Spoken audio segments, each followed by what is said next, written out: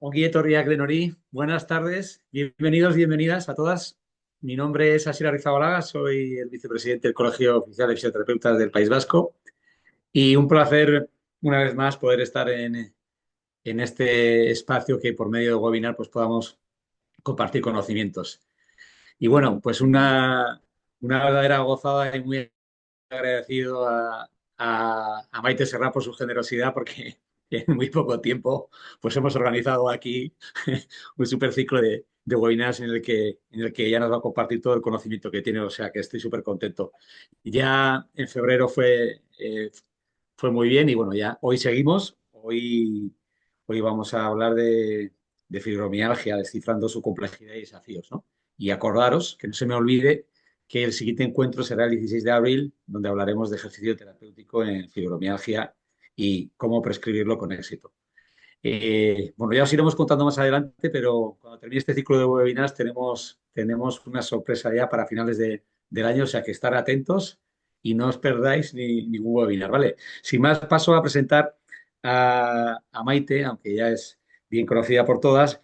La doctora Maite Serrat es diplomada en fisioterapia, graduada en psicología, máster universitario en fisioterapia del deporte y readaptación de la actividad física, responsable e investigadora principal de la terapia grupal multicomponente de la unidad de experiencia en síndrome de sensibilización central, coordinadora y miembro de varios grupos de trabajo y comisiones sobre el dolor persistente en distintas sociedades.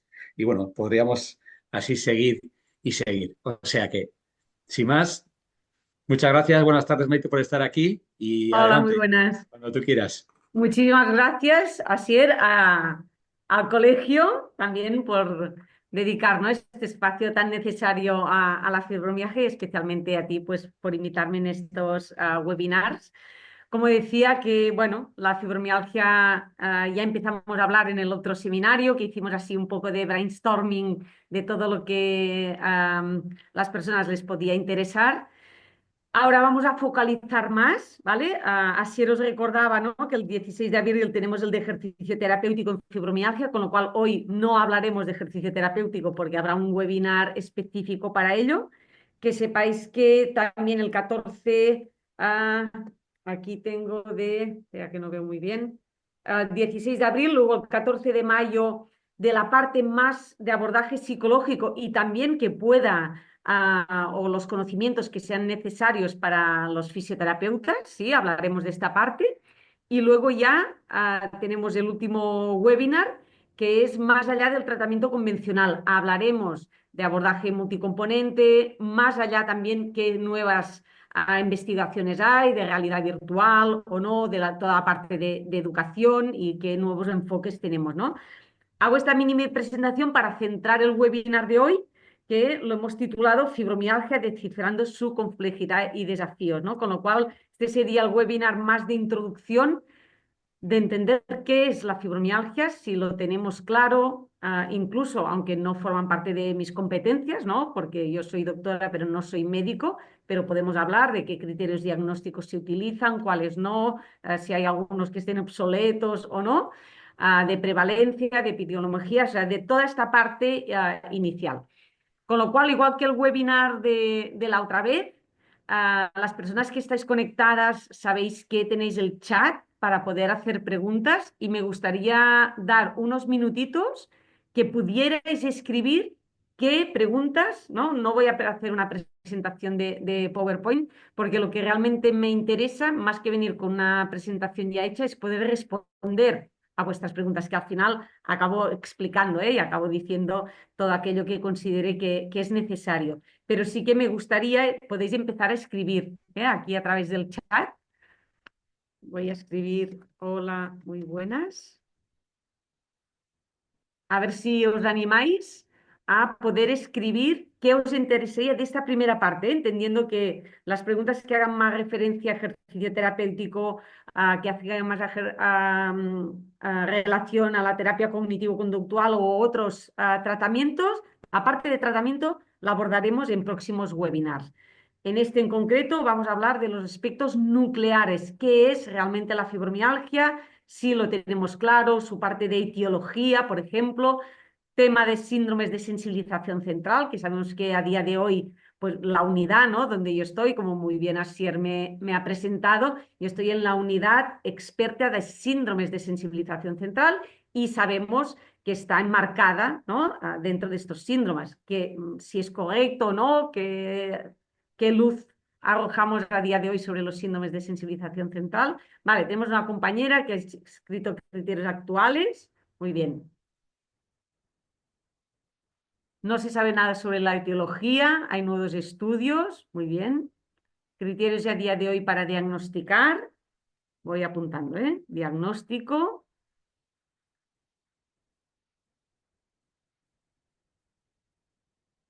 Sesgo de género. Muy bien. Y tema de mujer, si es más prevalente o no. Muy bien. Bueno, principios básicos, atención primaria, persona con sospecha de síndrome de dolor crónico, sensibilización central, muy bien. Parte de epidemiología, muy bien. Historia natural, más cosas.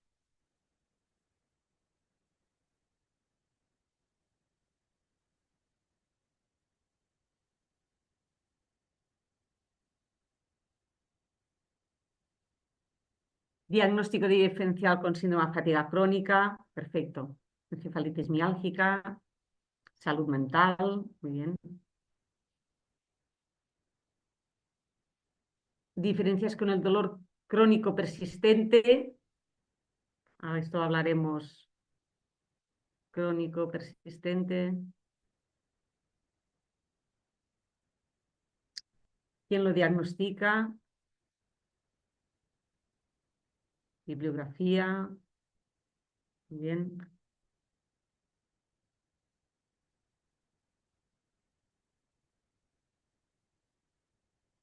Infancia y adolescencia.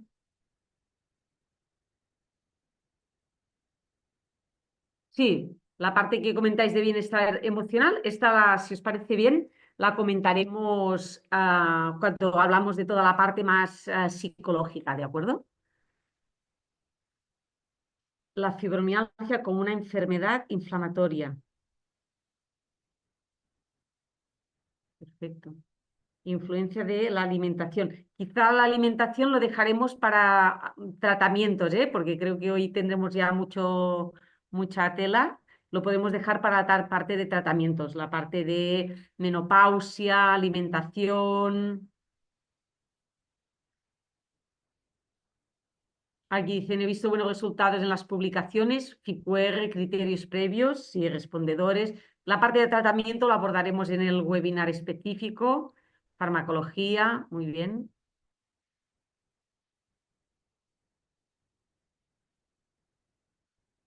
Vale, perfecto.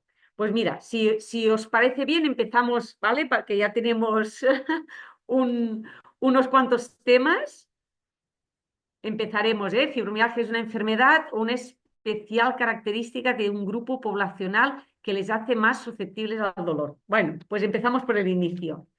La fibromialgia es una enfermedad bien establecida. De hecho, está en la Clasificación Internacional de Enfermedades, sí, en la CIE. En la CIE 10 estaba dentro de clasificada con el M79.7, ¿sí? Y ahora en la CIE 11 es MG30.01, con lo cual está dentro de la clasificación de enfermedades. En el CIE 10 estaba clasificada dentro de las enfermedades del sistema musculoesquelético y ahora dentro de la CIE 10 ya es este dolor crónico primario, ¿eh? Sabéis que hay esta diferenciación entre dolor crónico primario y secundario. Pues la fibromialgia está circunscrita aquí. Dolor crónico primario, el MG30. Antes de seguir ahondando en la fibromialgia, porque sabemos que la fibromialgia no es solo a dolor, porque habéis hecho muchas preguntas en relación al dolor que son correctas, pero tenemos que tener en cuenta que la fibromialgia es una enfermedad compleja que engloba muchísimos sistemas. De hecho, se dice que es multisistémica, multiorgánica, porque implica muchos sistemas, muchos órganos, con lo cual no es solo dolor. Esta etiqueta de síndromes de sensibilización central, que así se llama mi unidad, pues en su momento lo englobó Yunus en el 2000, en el año 2000, englobó una serie de enfermedades y síndromes, entre ellas la fibromialgia, síndrome de fatiga crónica, encefalitis miálgica, sensibilidad química múltiple, piernas inquietas, cefaleas, migrañas, colon irritable. Hay un montón de enfermedades y síndromes englobadas dentro de lo que le llamamos a día de hoy síndromes de sensibilización central. ¿Por qué este término está en cuestionamiento? Porque fijaros que lo que viene a decir, que además es una etiqueta puramente teórica, ¿sí? A día de hoy, ya comentamos en el otro webinar que lo que es propiamente la sensibilización central está demostrada en ratoncitos machos, ¿sí? Pero en humanos, a día de hoy, aún no está bien demostrada. Con lo cual, presuponer que el mecanismo fisiopatológico explicativo principal de todas estas enfermedades, le llamemos fibromialgia, le llamemos síndrome de fatiga crónica, encefalitis miálgica, que también preguntabais y haremos un apunte sobre si es lo mismo o no, síndrome de fatiga crónica, encefalitis miálgica. Colon irritable, cefaleas, migrañas, todo lo que he nombrado, todo lo que está englobado dentro de esta síndromes de sensibilización central, presuponer que el mecanismo fisiopatológico explicativo principal de todas ellas es esta sensibilización central, quizá no es del todo ajustado a la luz de los conocimientos actuales. Cada vez más conocemos estas enfermedades, estas síndromes, y no las deberíamos englobar en un mismo paquete.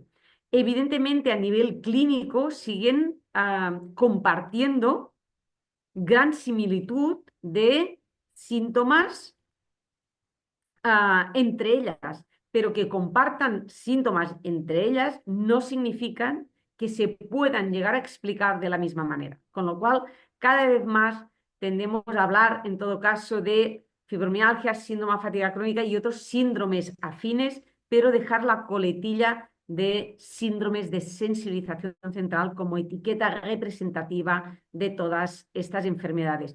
Porque son multiorgánicas, porque son multisistémicas, porque al final la sensibilización central, aunque estuviera bien establecida, nos podría llegar a explicar la parte del dolor, pero no nos explica la otra parte de sintomatología, con lo cual hay que poner en valor que son enfermedades complejas, que no están caracterizadas solo por dolor y que tenemos que seguir investigando para buscar qué mecanismos a nivel inmunológico, a nivel endocrino, a nivel del eje intestino, cerebro. Hay muchísimos sistemas y órganos que podrían llegar a estar implicados y tenemos que seguir poniendo el foco de atención ahí y dejar un poquito de lado la sensibilización central, que no significa que no sea válida o que no pueda ser un mecanismo que esté dentro de estas enfermedades, pero seguramente no es este mecanismo explicativo principal. No sé si con esto ha quedado claro, si no, volved a escribir en relación a las síndromes de sensibilización central. Luego, como decía, la fibromialgia es una enfermedad bien establecida, está en la CIE 10 y en la CIE 11. Criterios diagnósticos. Bueno, primero, si os parece bien, antes de entrar directamente en los criterios diagnósticos, os hablo de la síndrome de fatiga crónica y así este tema también lo dejamos explicado. La síndrome de fatiga crónica sabemos que es una síndrome caracterizada por fatiga crónica, pero que también se acompaña de muchísimos otros síntomas. Evidentemente hay que tener fatiga crónica para poder ser diagnosticada de síndrome de fatiga crónica. Hay el equivalente, por decirlo de alguna manera, de este término que es encefalitis miálgica. Aquí hay mucha controversia. Hace unos años quizá era más aceptado síndrome de fatiga crónica, pero cada vez más hay más a favor de utilizar el nombre de encefalitis miálgica, que de hecho fue primero, el primer nombre que salió fue encefalitis miálgica, y luego con Yunus, para englobarla dentro de la sensibilización central, utilizó el síndrome de fatiga crónica. La encefalitis miálgica se caracteriza por fatiga crónica y también por estas PEMS, que no son las PEMS cuando hablamos de educación en ciencia del dolor, no es ese contexto de seguridad, sino que es ese malestar post-esfuerzo. Y este malestar post-esfuerzo que no mejora con el reposo es lo que muchas veces invalida, dificulta el hecho de que podamos pautar algún tipo de ejercicio, porque por mínimo ejercicio, actividad que hagan, hay un empeoramiento de los síntomas, causa este malestar post-esfuerzo que agrava la sintomatología de las personas. Yo cuando hablo de ejercicio terapéutico en personas con encefalitis miálgica, hay que ir con mucha cautela. No es que no se pueda prescribir, porque al final, aunque hay una parte que dicen que sí, que no se puede prescribir ejercicio y que no se puede hacer a terapia psicológica, que ahora os explicaré, pero al final, cuando yo hablo de ejercicio terapéutico en encefalitis miálgica, no es para que las personas se pongan a caminar no sé cuántos kilómetros o irse a la montaña. A veces este ejercicio terapéutico, podríamos hablar más, hay diferentes nombres para etiquetar quizá de forma más correcta este ejercicio terapéutico, que es el pacing o es esta activación conductual, porque a veces son ligeros movimientos en la cama, ¿sí? Hay que intentar mover las articulaciones, todo el movimiento, todo el cuerpo, hay que intentar buscar esos movimientos ajustados a la sintomatología, a las comorbilidades de cada una de las personas. Personas con encefalitis miálgica tendrán un grado de movimiento, de funcionalidad, de calidad de vida, y habrá otras que no, habrá otras pues que estarán encamadas. Pero tampoco soy partidaria de considerar que la encefalitis miálgica, síndrome de fatiga crónica, es una enfermedad peor o más multiorgánica o multisistémica que la fibromialgia. Las comparaciones para mí son odiosas y poner en báscula qué es peor una u otra, creo que no se debería entrar en este discurso, aunque hay personas en que insisten, en que el hecho de fatiga crónica tienes una fatiga invalidante, que no puedes hacer nada y que, bueno, que el dolor crónico al final se sobrelleva, se gestiona y a pesar de tener dolor puedes llegar a funcionar. En cambio, cuando tienes fatiga crónica o la PEM, este malestar por esfuerzo, pues no te puedes mover y con esto se justifica que es una enfermedad peor. A mí no me gusta hablar de estos términos. El dolor, tener dolor constante 24 horas al día, no creo que nadie se pueda acostumbrar a tener ese dolor. Claro que no hay un impedimento físico para que te puedas mover, pero esto no resta, por desgracia, sufrimiento y no resta gravedad a la enfermedad. El hecho de que en una puedas tener algo más de movilidad que otra, no, para mí no es significativo de la gravedad de la enfermedad y mucho menos del sufrimiento que tenga que sufrir la persona, ¿vale? Con lo cual, incluso en encefalitis miálgica, a pesar de que hay una parte que dicen que el ejercicio terapéutico no es recomendable, yo sigo afirmando que sí, con este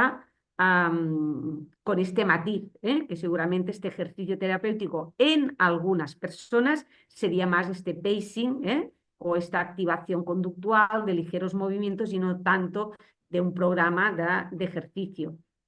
Cuando hablamos de ejercicio, esto lo hablaremos también en su webinar correspondiente, simplemente hacer el matiz que cuando hablamos de ejercicio prescrito de forma gradual, nunca hablamos de incrementos fijos, que la guía NICE de recomendaciones sobre el abordaje de la encefalitis miálgica ya lo dijo.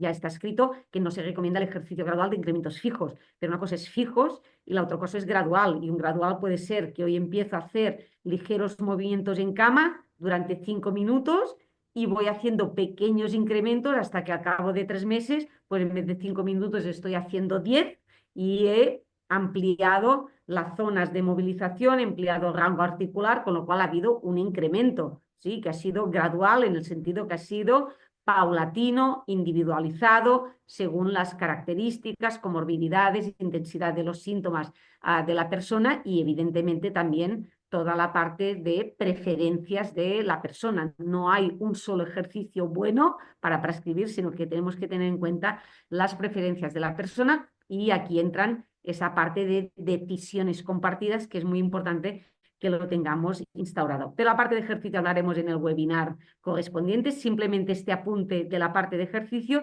y de la parte de abordaje psicológico, que también en la guía NICE dice que no se recomienda el abordaje psicológico como tratamiento de elección o como primera opción de tratamiento para la curación. Evidentemente, aquí como psicólogas nunca ha estado sobre la mesa de intentar curar a estas personas. Ojalá lo pudiéramos hacer. A día de hoy no hay tratamiento curativo.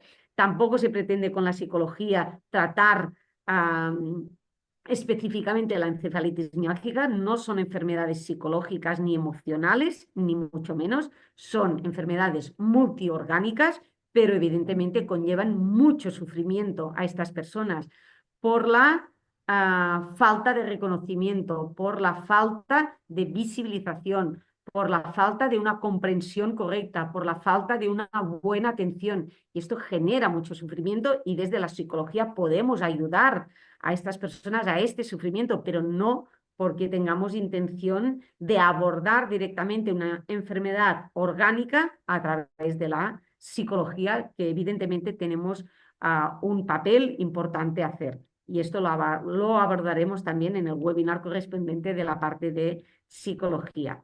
Yo creo que está explicado porque además el tema de hoy es fibromialgia, pero creo que es importante también por la alta comorbilidad, ¿eh? De hecho, aquí había una persona que ponía las comorbilidades.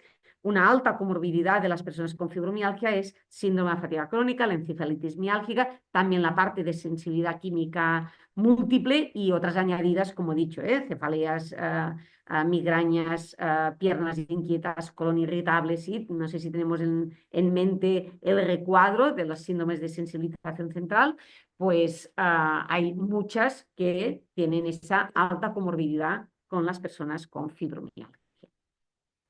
Tema de epidemiología. Es una enfermedad prevalente, es una enfermedad de alta complejidad. Estamos hablando de una gran afectación de la población y en cuanto al tanto por ciento afectado de personas, y aquí hay la parte de sesgo, se habla que alrededor del 90% con personas con fibromialgia son mujeres, ¿sí? ¿Sabéis decirme así por chat rápidamente si creéis que es una frase certera? Si yo os digo, el 90% de las personas que sufren fibromialgia son mujeres. Bueno, pondré, venga, entre el 70 y el 90% de las personas con fibromialgia son mujeres. Podéis escribir por chat si creéis que es correcta o no, poner sí, no, sí, sí, no. No, dicen sí, sí, sí, sí, sí, una sí, sí, sí, una hay actualmente más hombres, sí, sí, sí, no, sesgo al diagnosticar, no es real, no, sí, sí, sí, gana el sí por goleada, ¿eh? Sí, sí, sí, sí, sí, otro no, muy bien, sí, sí, sí, otro no, 7-1, muy bien, más mujeres que hombres, vale. Antes sí, ahora está cambiando, ahora vamos a explicar. Los hombres consultan menos, bien. Vale. Aquí os he dado una pequeña pista, un pequeño spoiler de la parte de sesgo de género, ¿eh? ¿Dónde está esto? Si vosotros me decís, mi realidad clínica asistencial es que os diría entre un 80-90% de las personas con fibromialgia son mujeres, os diría que sí. La realidad asistencial y de muchos centros que nos dedicamos en exclusiva a la fibromialgia, ¿eh? Dicen, se diagnostica más en mujeres, lo cual no quiere decir que los hombres no lo padezcan, pero se infradiagnostican.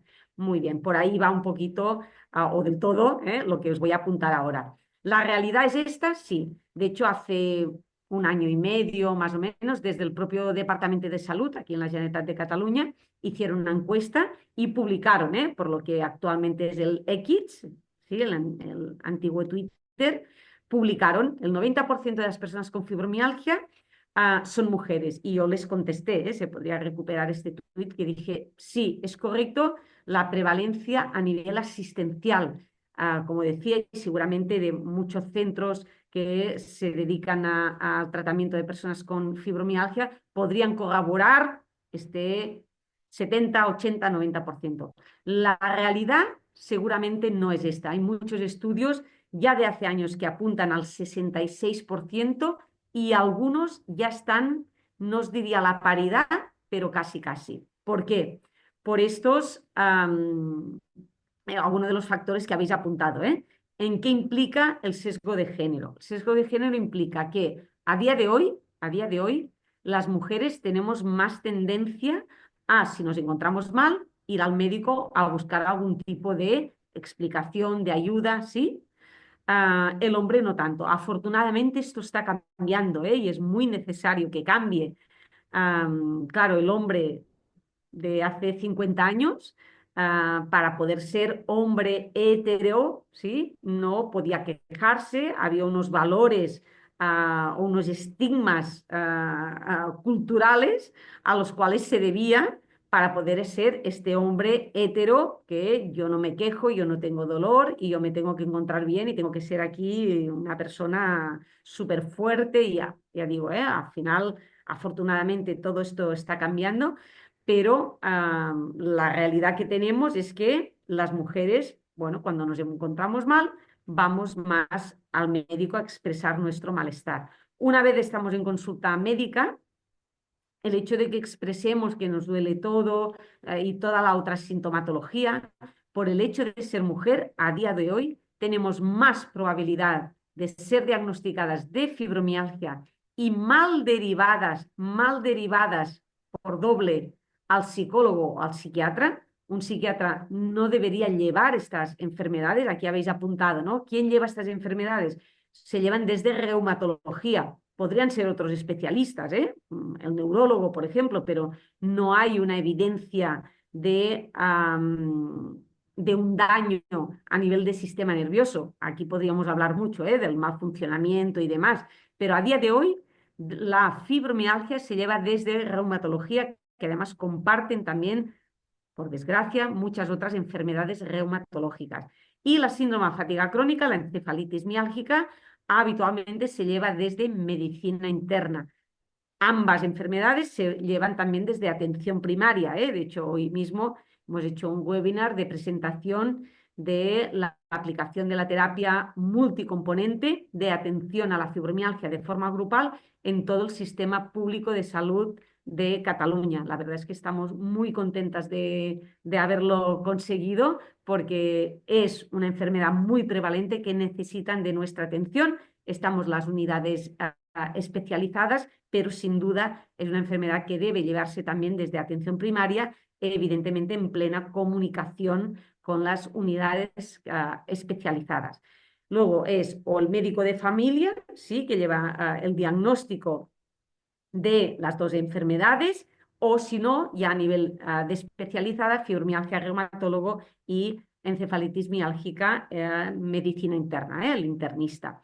Con lo cual, en principio, no debería llevarse por un psiquiatra porque no es una enfermedad psicológica, aunque desde la psicología podemos ayudar mucho y hay comorbididad con ansiedad, con depresión, pero esto no significa que sea una enfermedad psicológica y se tenga que llevar desde la psicología y tampoco desde la psiquiatría. Que además de tener fibromialgia, ¿puedo tener algún trastorno psiquiátrico? Sí, claro, se puede tener. Por desgracia, estas personas pueden tener otras muchas lesiones, pueden también tener un esguince de tobillo, pueden caerse y tener una rotura de supra y muchas veces se engloba todo dentro de la misma enfermedad. Como se han llegado a describir más de 100 síntomas asociados a la enfermedad, a veces parece que, mira, te duele el hombro, aunque te hayas caído, esto será de la fibro.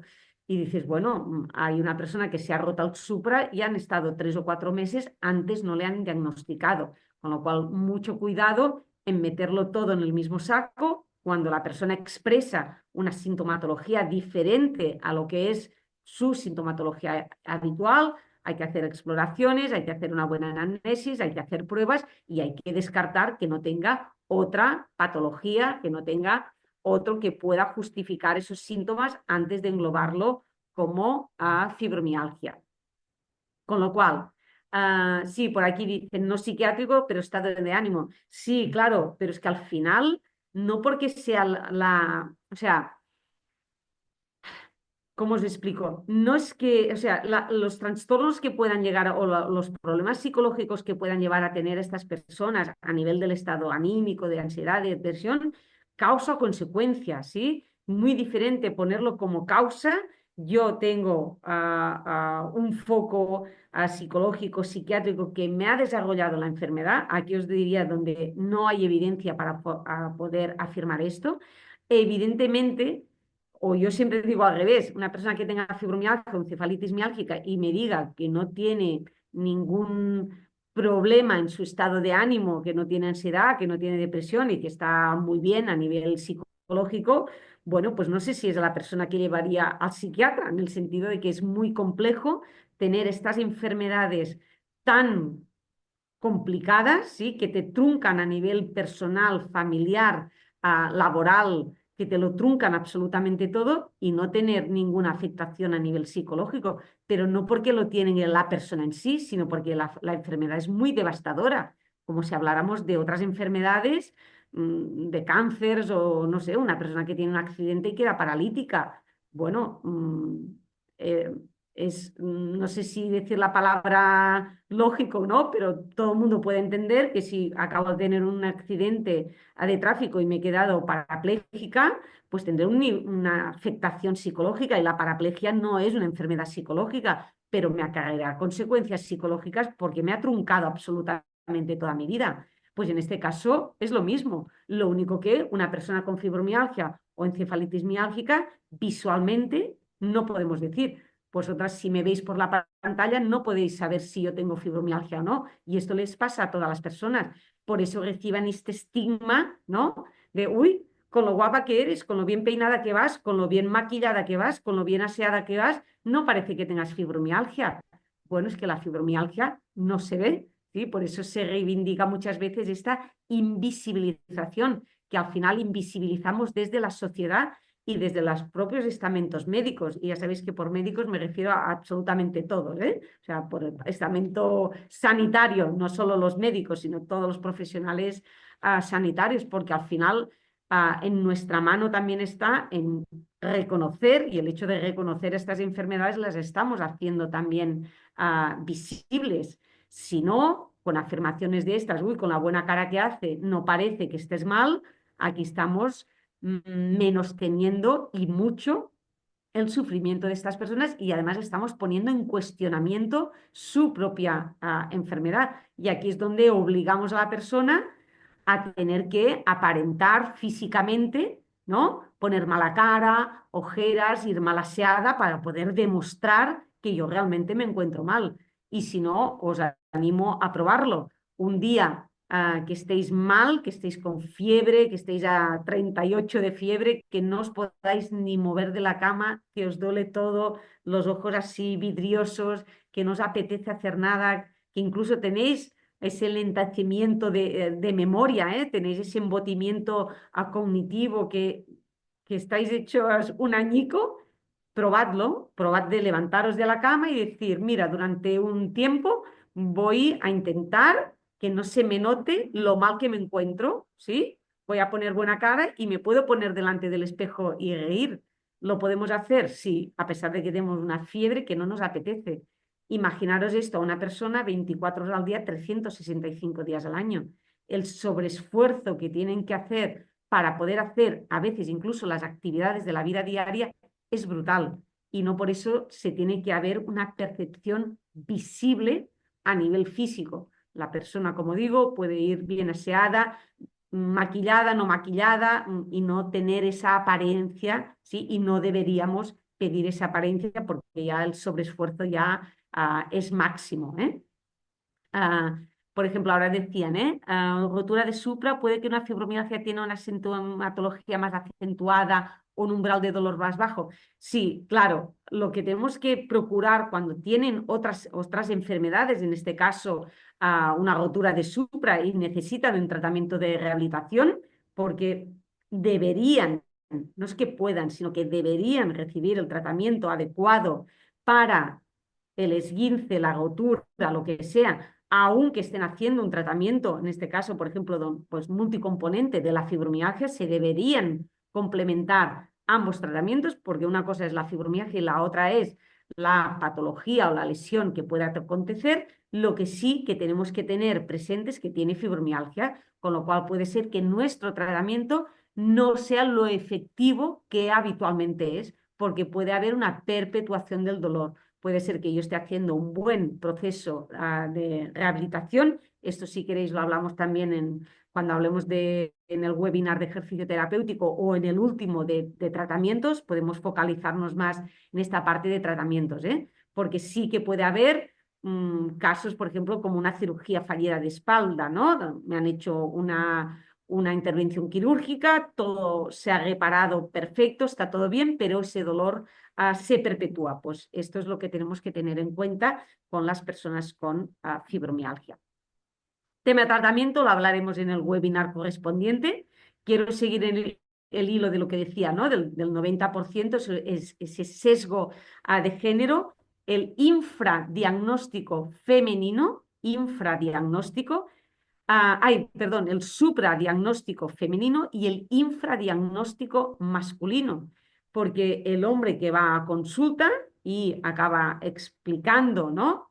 Que se encuentra muy mal, toda su sintomatología de dolor, de fatiga, de problemas de rigidez matutina.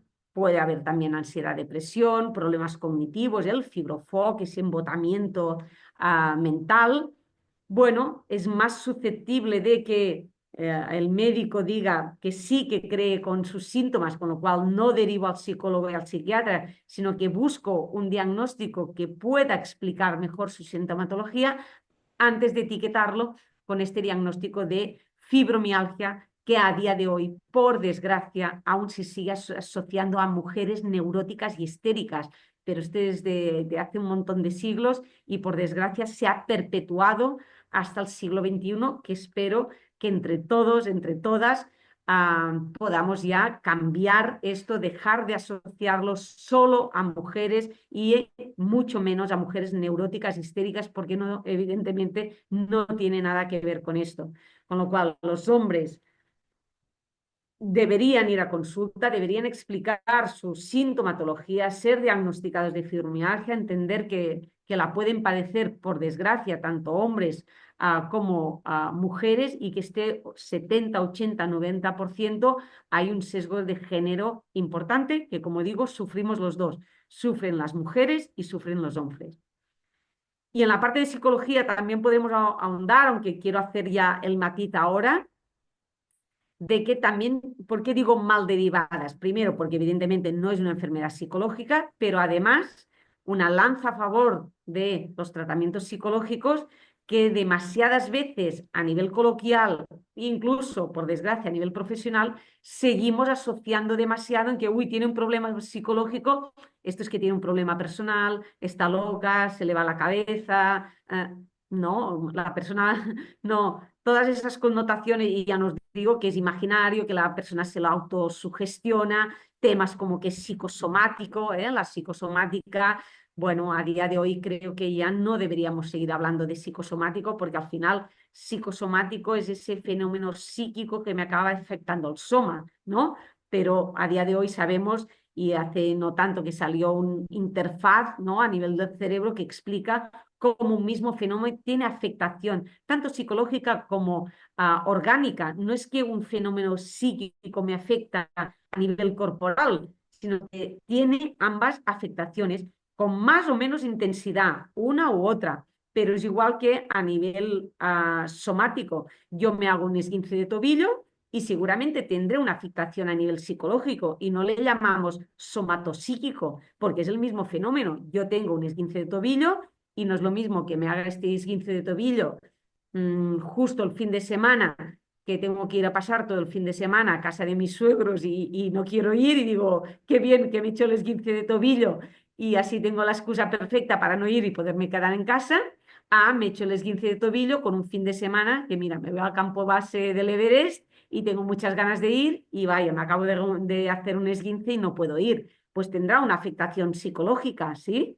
Pero esto no es que el esguince de tobillo provoque esto, sino que el mismo hecho de tener el esguince tiene afectaciones a nivel tisular, cómo se materializa ese esguince de tobillo a nivel tisular de mi tobillo y también esas repercusiones psicológicas, ¿vale? Con lo cual, bueno, es importante entender que nos afecta tanto psicológicamente como a nivel orgánico, a nivel físico, desterrar ya de todas maneras que lo psicológico es inventado, autosugestionado, psicosomático y todas estas cosas, y que cualquiera de nosotras, con independencia que tengamos fibromialgia o cualquier otra enfermedad, pues podemos tener un problema psicológico, desgraciadamente, pero que no pasa nada por tener un problema psicológico, que por eso están las personas psicólogas para ayudarnos.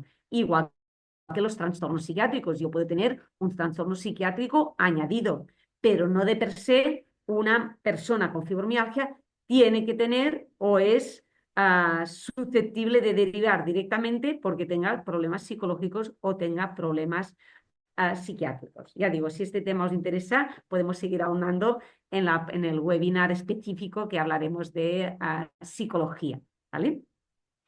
Yo creo que el sesgo de género ya está en la epidemiología, ya está hablada, la parte de reumatología también. Vale, vamos a la parte de diagnóstico. ¿Qué diagnósticos tenemos a día de hoy? A día de hoy, quien hace el criterio diagnóstico veréis escrito por ACR, sí, que es la American College of Rheumatology.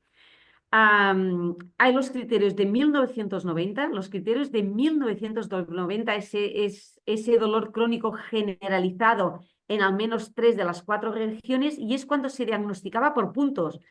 Se diagnosticaba, se tocaba, ¿sí? Se hacía una exploración y se tenía que cumplir de tener más de 11 de los 18 puntos dolorosos, puntos sensibles, los tender points que se llamaban.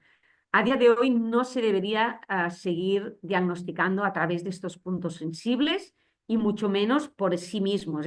Hay un paper publicado ya de hace muchos años que evaluó la sensibilidad y la especificidad hasta los criterios de 2016 y concluyó que los dos criterios, los de 1990 unidos a los desde el 2010, eran los que tenían mayor sensibilidad y especificidad. Pero esto es un paper de hace muchos años y ya a día de hoy no se debería diagnosticar por los puntos.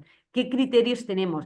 Recordemos que son criterios de consenso internacional, pero que no hay unos solos criterios. A día de hoy nos podemos aún encontrar médicos que diagnostican con los de 1990, los menos, o denota una cierta desactualización de la enfermedad, pero sí que podemos tener diferentes opiniones en cuanto a la aplicación de los de 2010. Aquí ya se eliminan en 2010, y estamos en 2025, pero ya los criterios de 2010 eliminaban ya los tender points como requisito a diagnóstico y se añadían dos escalas, que es el índice de dolor generalizado y la escala de severidad de los síntomas, con lo cual estas dos escaleras se pasaban, síntomas presentes superiores a 3 meses y que no había una enfermedad que explicara mejor esta sintomatología.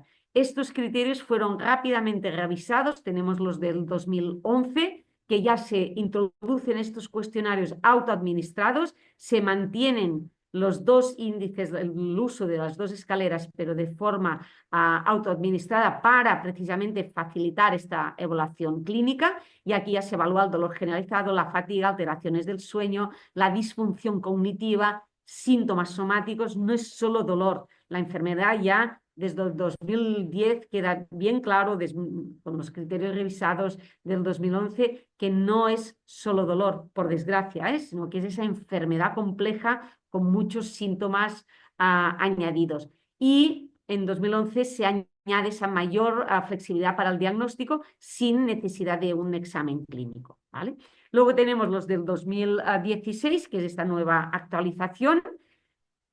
Hay un pequeño refinamiento de los criterios que habían sido del 2010 y 2011, aunque mantienen los dos cuestionarios, la de índice de dolor generalizado y la escala de severidad de los síntomas. Esto se mantiene. Se añade la hipersensibilidad al dolor como un síntoma clave y se permite el diagnóstico en personas con enfermedades coexistentes. Es decir, antes era por exclusión y si había otra enfermedad que explicaba mejor los síntomas, se recomendaba no diagnosticar la fibromialgia, y ahora se pueden llegar a diagnosticar dos, ¿sí? Estos síntomas son explicados por la enfermedad que sea, y además le añado que también cumple con los criterios diagnósticos de la fibromialgia. Hay otros diagnósticos, por ejemplo, los de 2019, pero estos no son criterios que a día de hoy conste que se utilizan a nivel asistencial, con lo cual nos quedaríamos en estos de 2010, más recomendable los del 2011 porque están modificados o los del 2016 que hay ese refinamiento, ¿no?, de los criterios anteriores. Pero vuelvo a decir que no hay un consenso internacional de decir, pues a partir de ahora solo se va a utilizar los del 2011 o los del 2016, sino que en función del criterio clínico de la persona que hace la evaluación, pues puede aplicar unos criterios en esto.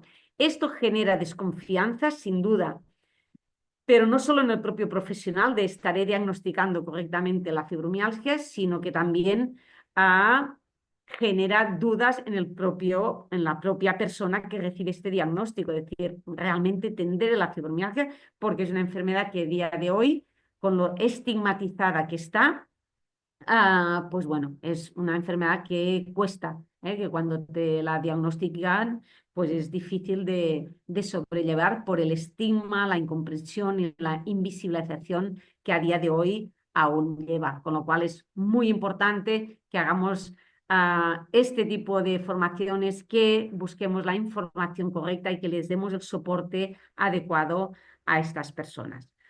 Vale, hemos hablado también de diagnóstico, sesgo de género, no me extenderé mucho más porque llevamos ya prácticamente 45 minutos. Ah, la salud mental la abordaremos en el webinar de psicología. ¿Qué más había? Alguien que hablaba de dolor crónico persistente, ¿eh? Bueno, ¿creéis que es lo mismo, dolor crónico, dolor persistente, o hablar de dolor crónico persistente? A ver si podéis poner ah, aquí en el chat si creéis que es lo mismo, ¿no? Si se deberían diferenciar. ¿Qué creéis?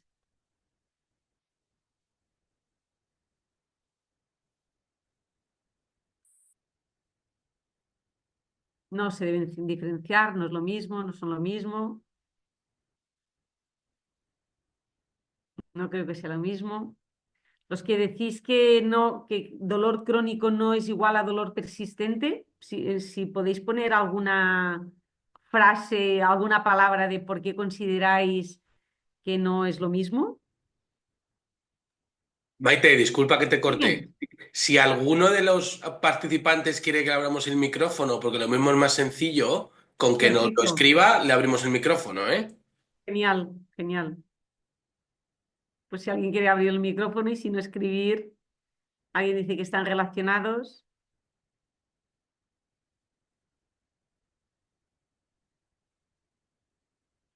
Etiqueto de dolor crónico cuando no ha sido visitado por reumatología y sospecho de diagnóstico. Es lo mismo, pero idealmente hablar de paciente el término de dolor persistente para no utilizar nocebos. En muchos casos los términos se utilizan indistintamente. Persistente puede ser disfuncional, nociplástico. Dolor crónico no puede ser disfuncional o nociplástico. Creo que sí es lo mismo, pero se usa persistente para no dar a pensar que es para toda la vida. Vale. Dolor crónico es durante más tiempo, perdura en el tiempo. Vale. Bueno, vais un poco bien encaminados, ¿eh? A día de hoy, ya digo, si de lo que digo algunas personas que discrepáis, que habéis dicho que era diferente, tenéis más evidencia que yo, estoy dispuesta a discutirlo con vosotros, ¿eh? A día de hoy, dolor crónico persistente serían equivalentes, ¿sí? A veces incluso se utilizan los dos, por eso me ha hecho gracia que decíais dolor crónico persistente. Normalmente es dolor crónico / persistente. Hay ese matiz, ¿no?, que algunos dicen, porque el dolor crónico dice, no, es disfuncional nociplástico. No, los tipos de dolor crónico a día de hoy, según la IASP, es dolor crónico, nociceptivo, neuropático, nociplástico, no es dolor persistente, ¿sí? Además, en la propia definición de la IASP te dice que el dolor crónico es ese dolor persistente, ¿sí?, más allá de 3 meses a nivel asistencial, de 6 meses a nivel de investigación. El término persistente se empezó a usar para poder denotar lo que decía una compañera, que el crónico parecía como que hacíamos nocebo y que era un dolor para toda la vida, ese dolor que no se iba a ir y que no teníamos opción de tratamiento y que prácticamente iba a ir a peor, ¿sí? Crónico era algo como que era degenerativo y para siempre. En cambio, el persistente surgió como ese afán de intentar mejorar la calidad de vida de las personas y decir, bueno, es un dolor que persiste más allá del tiempo habitual de curación, es un dolor que es persistente, pero que no tiene por qué ser para toda la vida y se puede reeducar y lo podemos cambiar, incluso puede llegar a desaparecer. Aquí sí que, porque normalmente me gusta hablar con evidencia científica, aquí sí que os hablaré más de una opinión personal, que es que creo que a día de hoy no deberíamos olvidar el dolor crónico. Quizá con la educación en ciencia del dolor, y esto lo podemos ahondar en otros webinars, sobre todo en el de tratamiento, hablar de lo que estamos haciendo a día de hoy los profesionales sanitarios con ese conocimiento de la educación en ciencia del dolor, que nos ayuda y mucho de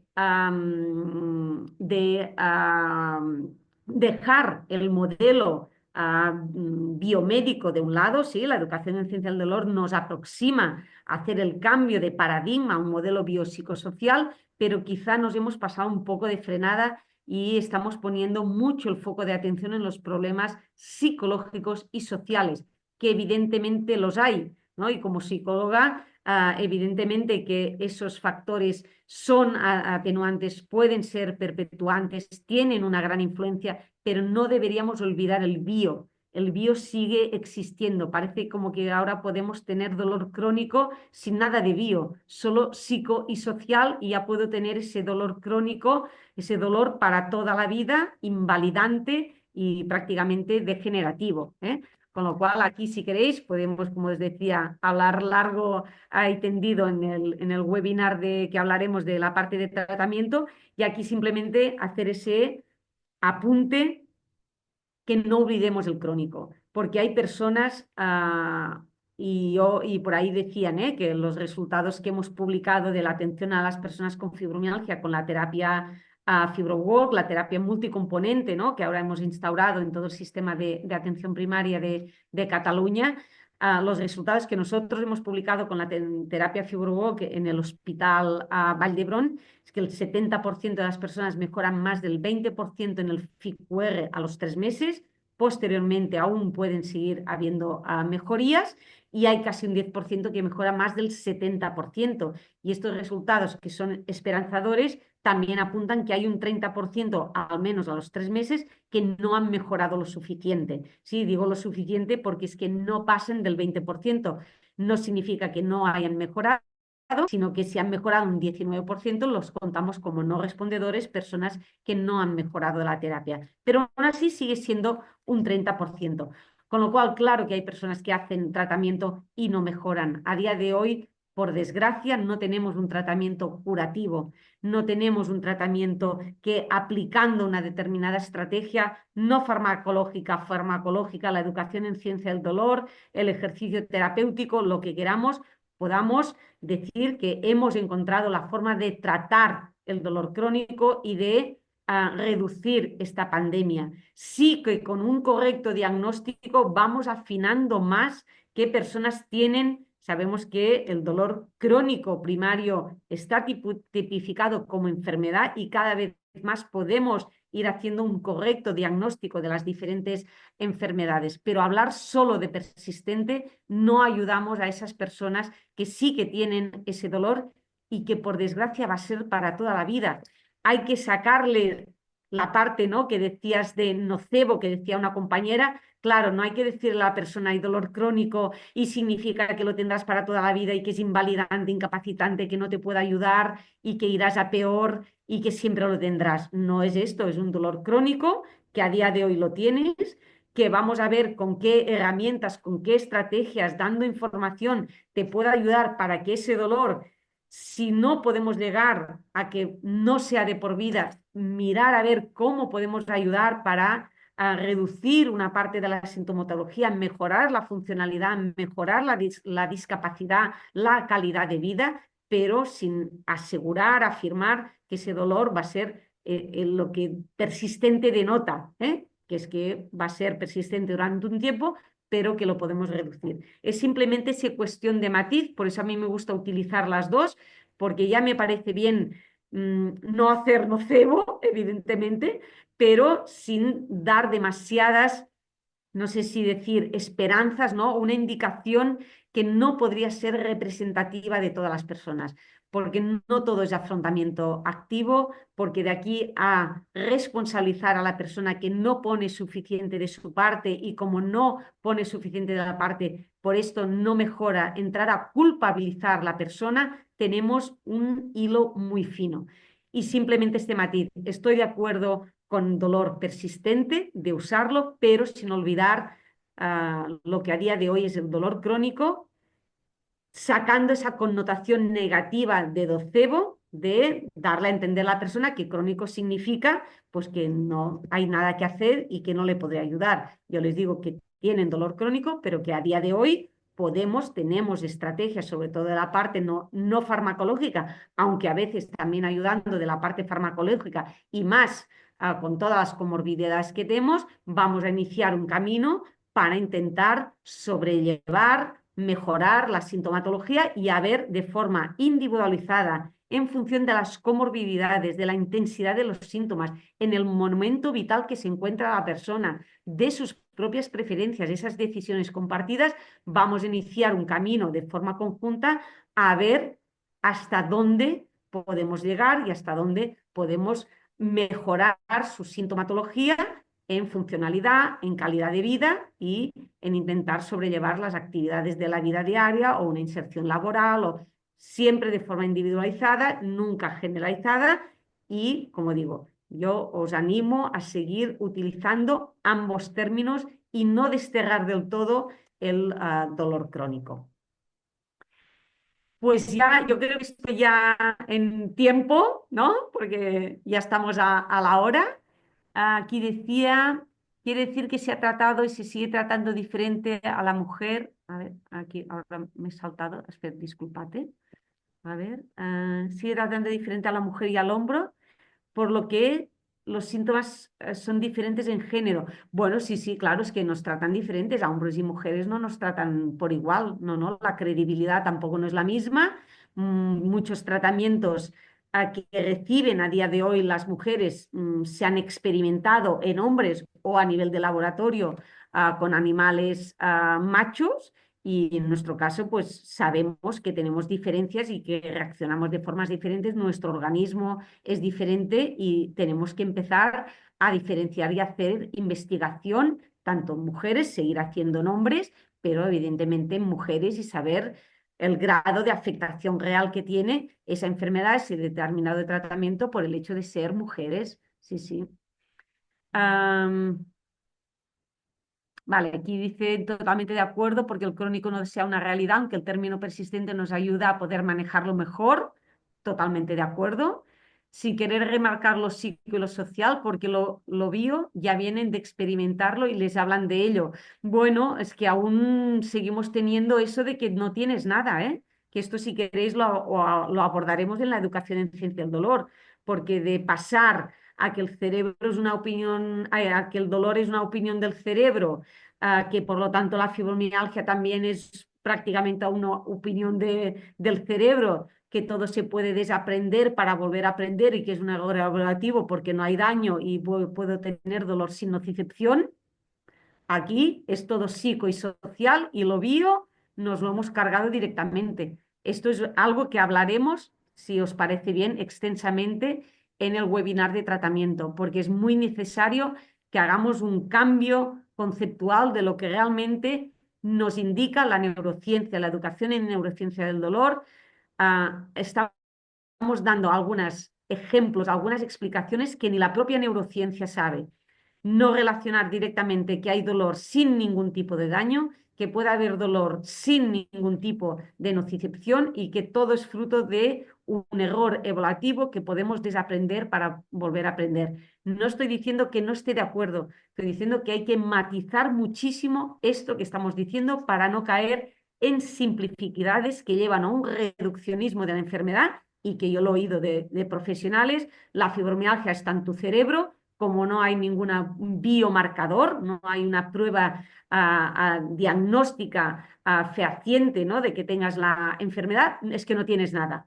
Y se salta de una cosa a la otra. Como puedes tener dolor sin daño, no tienes daño, todas las pruebas salen bien, por lo tanto no tienes nada y todo está en tu cabeza, te derivo al psicólogo y al psiquiatra. Y esto es algo que tenemos que cambiar los profesionales sanitarios y con urgencia, porque este es el mayor nocebo que estamos haciendo a día de hoy y podemos seguir haciendo muchísimo más del nocebo que podíamos llegar a hacer asociando un dolor crónico a un dolor para toda la vida y que no había nada que hacer. ¿Qué más? Es vital no olvidar la parte biológica, claro, totalmente de acuerdo. Es muy importante no dejar la parte bio. Y gracias, Maite, soy fisioterapeuta, me interesa mucho poder implementar el programa dentro de la universidad. Muy bien. Ya sabéis que las personas que queráis también más información, tenemos webinars, ¿eh? Pero os dejo 616-98-1101, ¿vale? Alguien también había pedido, me parece, los papers por ahí, ¿no?, de lo que tenemos publicado por WhatsApp. Simplemente os pido que no me llaméis directamente por teléfono, pero por WhatsApp sí, me escribís y os paso la información. La hipótesis etiológica que nos comentaba una compañera, y con esto si queréis ya lo damos por cerrado, siguen siendo muchísimas. La etiología que hasta el día de hoy era la prevalente, que eran estos síndromes de sensibilización central, es la que ya hemos puesto en cuestionamiento y hay que explorar. Hace, por ejemplo, unos años parecía que toda la parte de neuropatía de fibra pequeña cobraba mucha relevancia, ahora no tanto, con lo cual hay que seguir investigando todos los sistemas que están involucrados a nivel endocrino, a nivel inmunológico, que no significa que sean enfermedades inmunológicas, pero que seguramente todos estos sistemas están involucrados y tienen su parte de corresponsabilidad en la perpetuación, como mínimo, de los síntomas. Pues nada, muchísimas gracias. El número os lo vuelvo a poner, que había otra compañera que lo pedía, 616-98-1101. Aquí lo tenéis. Y acordaros que en los próximos webinars, si ha quedado algo pendiente de aquí, por ejemplo, si queréis podemos ahondar un poquito más en toda la parte de fisiopatología, si os interesa. El próximo webinar será de ejercicio terapéutico, ¿vale? Aquí si queréis, si hay interés, lo ponéis en el chat y hago una pequeña introducción en toda la parte más de fisiopatología, de la etiología de la enfermedad. Pues nada, muchísimas gracias.